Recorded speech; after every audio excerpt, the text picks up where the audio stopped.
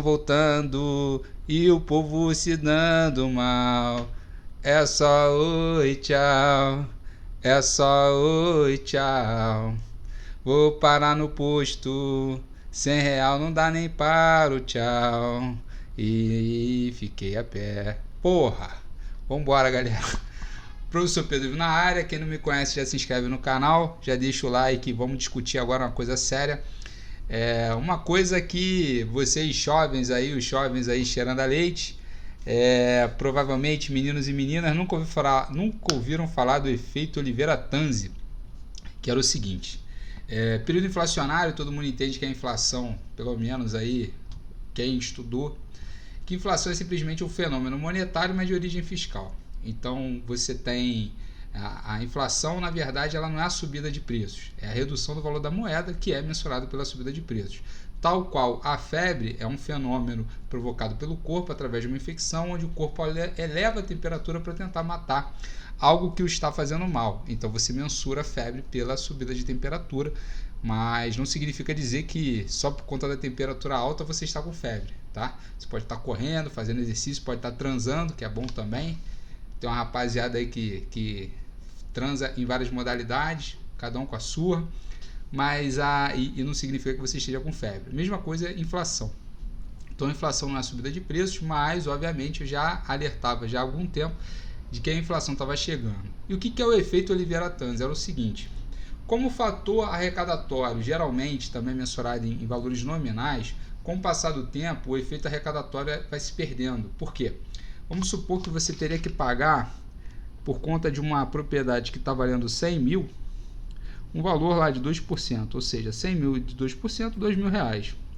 Como a inflação ela corroeu o valor nominal da sua propriedade, corroeu o valor nominal desses 2.000, você perderia entre o fator, você ter gerado esse fator arrecadatório e o pagamento, um certo valor ali. Então, quanto maior a inflação, maior o tempo, o maior hiato entre o fator arrecadatório e de fato o pagamento, pior para as contas do governo, o que reforça ainda mais o controle fiscal através do corte de gastos, porque a inflação, por ser um fenômeno monetário de origem fiscal, ela pressionaria ainda mais os gastos públicos e geraria ainda mais pressão no endividamento, principalmente se ela estivesse totalmente fora do controle, que era o caso do Brasil durante os anos de 70 a 80. A 70 até nem tanto, mas principalmente 1980. Até o Plano Real de 1994, a gente teve uma das maiores inflações do mundo registradas na história, né? Então a gente está falando aí de uma inflação consubstancialmente alta, muito parecida com países que entraram em guerra. E por que países que entram em guerra geram inflação? Olha, geralmente quem perde a guerra ou está em guerra tem que financiar a empreitada ou financiar o pagamento, como o Tratado de Versalhes, por exemplo, gerou a hiperinflação na Alemanha. Você tem ali, Tratado de Versalhes gerou a hiperinflação na Alemanha. Espero que esteja falando certo. A Primeira Guerra, a Alemanha perdeu, Inglaterra e França se juntaram e falaram: vamos impor esse pagamento aqui e a devolução de Alsácia e Lorena para a França. A Alemanha ficou sem uma região produtora de minerais importantes e ainda tinha que pagar vultuosos pagamentos para os países vencedores. E o Keynes na época já falou: essa porra vai dar merda.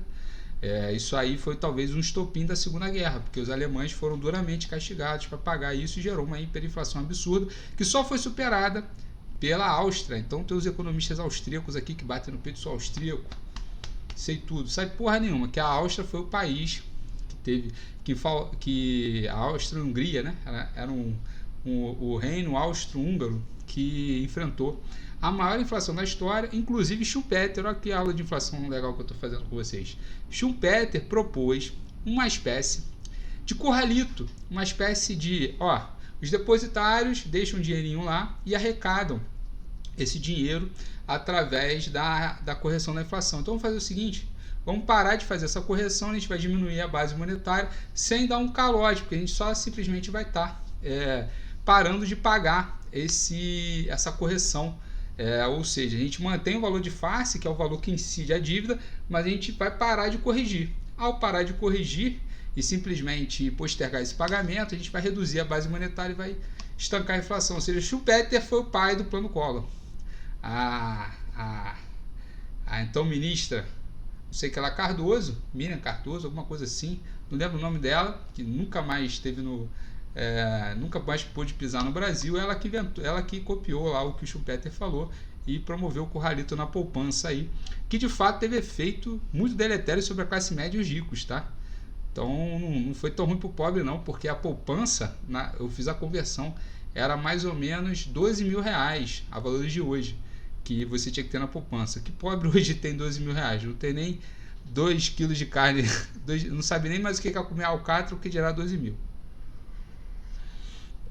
Bom, depois dessa boa introdução aqui, vamos falar sobre, então, será que o Brasil vive esse efeito Livera-Tanzi, ou seja, está perdendo a arrecadação tributária, ou na verdade ele vive um efeito que também não é o efeito Baixa, que vocês também não estudaram porra nenhuma sobre isso. O efeito Baixa dizia o seguinte, olha, eu entendo que o que o Tanzi falou, que foi um paper original, e depois o economista Oliveira da Argentina reescreveu sobre isso, aplicando sobre o caso da Argentina, efeito Oliveira-Tanzi, mas tem um detalhe. Como o empenho do gasto também é feito num tempo T e o gasto é feito num tempo T mais 2, T mais 3, tem aí uma diluição do gasto em valores nominais que facilita a vida do governo, ou seja, o gasto nominal é mantido, mas o efeito real é derretido pela inflação. Então tem o efeito Baixa aí. Só que agora tem um outro efeito, o efeito Salvador, porra. Vou botar meu nome nessa merda aí. Vou escrever um paper sobre isso, que eu acho que não vai dar um paper, todo mundo já sabe, mas vou dar uma olhada aí para ver se vale a pena, pegar um aluno aí de mestrado para fazer isso.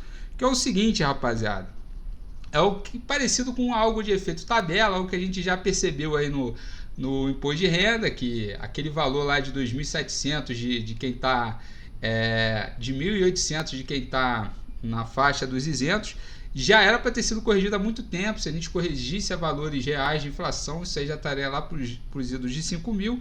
Então, muita gente que deveria estar isenta hoje paga imposto de renda. Ou seja, existe um efeito tabela da não correção do imposto de renda, porque os valores nominais que geram um fator gerador de pagamento, que é o seu salário, eles não são corrigidos. Isso fazendo com que você toda hora entre numa alíquota mais elevada, sem necessariamente ter um poder de renda, né? uma capacidade de renda que seja, no pensamento do legislador, quando inventou essa tabela, que seja de fato justo para esse pagamento. Ou seja, cada vez mais você está tomando uma trolha gostosinha do governo e a unha já está no calcanhar. E aí tem outro efeito agora, que existem fatores geradores que são incididos sobre propriedades, sobre bens, como IPTU, IPVA. Esse aí, meus amigos, quanto mais inflação o governo ri, faz igual o Griezmann, ou então igual o Ronaldinho Gaúcho. Meu irmão, é o seguinte, a inflação ela faz com que os valores nominais sejam corrigidos, vão subindo, porque o valor real do imóvel é aquele, mas como a inflação está acontecendo, já está quase em 2 dígitos e já ultrapassou os 2 dígitos há muito tempo, por outros indicadores que tenham uma facilidade e um componente forward-look maior, por exemplo, o GPM já passou dos 30% ano há um tempo, que principalmente carros e daqui a pouco imóveis estão explodindo de preço. Não porque eles estão ficando mais caros ou melhores ou porque a demanda cresceu, não. Simplesmente porque o valor do dinheiro está pequeno, então ele vai querer comprar os insumos básicos para montar um carro, para comprar um apartamento, tudo subiu, então o preço vai ter que subir, não tem jeito. E aí isso faz com que hoje um carro popular que custava 30, 40 mil, hoje custe 60, 70, e o carro popular equipado, com o câmbio manual mais barato que tem no mercado, se eu não me engano, está 89. Isso vai fazer com que os carros, inclusive os carros usados, disparem de preço, como você já deve ter percebido. E isso vai ser revertido aonde? No IPVA do ano que vem. Todo mundo vai pagar IPVA mais caro. Agradeço a quem? Vamos botar a culpa nos governos estaduais que não vão reduzir a alíquota do IPVA. Não, filha da puta. A culpa é do governo federal. Simples, porque é ele que está gerando inflação. E o governo estadual está como? Tranquilo. E, obviamente, servidores estaduais, via efeito Baixa, não estão tendo aumento salarial. Então, aquele empenho de gasto que era todo salário mensal, Foda-se, quem que inventou isso? Paulo Guedes, ó, botei a granada no bolso do inimigo. Então é isso. IPVA mais caro em 2022, vamos ler aqui a matériazinha para vocês entenderem. Então vamos lá, IPVA mais caro em 2022, então desde o início da pandemia os preços de carros novos, seminovos e usados dispararam no Brasil. Então um Gol Voyage, um Gol Volkswagen Gol pode chegar a R$86 mil, tá certo? E aí quando você olha a tabela FIPE, né, você vê que todos os carros estão subindo de preço. Então quando o IPVA olha para a FIPE, ele vai simplesmente aplicar o valor da tabela FIPE no IPVA na alíquota, que é entre 2% e 4% do valor do carro, e vai jogar um IPVA nada pequenininho para vocês. Então, base de cálculo maior, obviamente. Então, você paga 3%, né, do valor do carro, o carro valorizou. Então, se antes o estoque de fabricante era para 45 dias, hoje esse número caiu para 10, ou seja, não tem estoque, os caras estão produzindo estilo toyotismo, né? Querem nem saber se a demanda está vindo ou não, até porque todo mundo, toda a frota de carros, toda a indústria de carros já demitiu bastante gente. Explicando aqui o problema, mas não, Renault Kwid, por exemplo, de seminovos está valendo aí R$46.390, sem serviço, população consome bens, o que não faz muito sentido, né? Essa inflação é uma junção de fatores, economista da Mundstock Educacional, ou seja, ele é o dono da empresa, né? Que atua no setor educativo, ensinando sobre economia e investimento. Nos primeiros meses as pessoas ficaram impedidas de consumir serviços. E transporte, por exemplo, sofreu forte impacto. Para ter depende do setor de serviço. Então, enquanto as pessoas não podiam consumir, acabaram influenciando a adquirir bens como... Caralho, que maluco, que arrombado mesmo. O cara sabe nada, meu irmão. Meu camarada, me procura, por favor, cara. Vamos discutir economia, cara. Faz esse vídeo chegar nesse cara. Que loucura, meu irmão. Mas beleza, vamos continuar ouvindo o que esse merda tá falando. Merda que eu digo assim, pode ser uma ótima pessoa, mas de economia não sabe nada. Além da necessidade de locomoção, esse é o principal motivo pelo qual foi registrado o aumento da demanda por carro. Aumento da demanda por carro. Isso é um retardado. Não houve aumento da demanda. Aumento de preços, meus caros, não significa aumento de demanda. Porra! Pode acontecer muita coisa, principalmente redução da oferta e redução da demanda, mas a oferta reduzindo muito mais que a demanda faz com que o preço suba, só que a quantidade negociada caia drasticamente, que é o que aconteceu. Seu arrombado, se fosse aumento de demanda, preço subiria e quantidade subiria. Porra, tá havendo aumento de venda de carros novos no país, ou imbecil? Pronto. As políticas monetárias foram tão expansionistas, aí sim, de juros tão baixos, com inundação de recursos no sistema financeiro, que as pessoas e as empresas que dispõem de capital voltaram a consumir num grau muito maior do que... Esse moleque está retardado, pondera o economista. Também aponta aqui especificamente o setor de automóveis os efeitos de alta demanda e queda na oferta.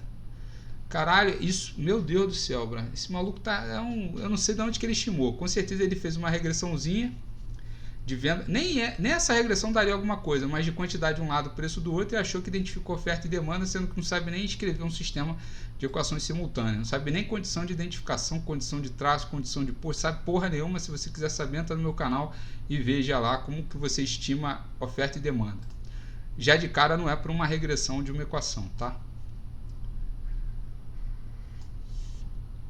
Por salgar o tempero do IPVA, afinal muitas peças de carros vendidos vêm de fora, isso em síntese encarece bens e serviços que acabam, não, encarece só bem, ô filho da puta, e acaba por influenciar a alta de preços.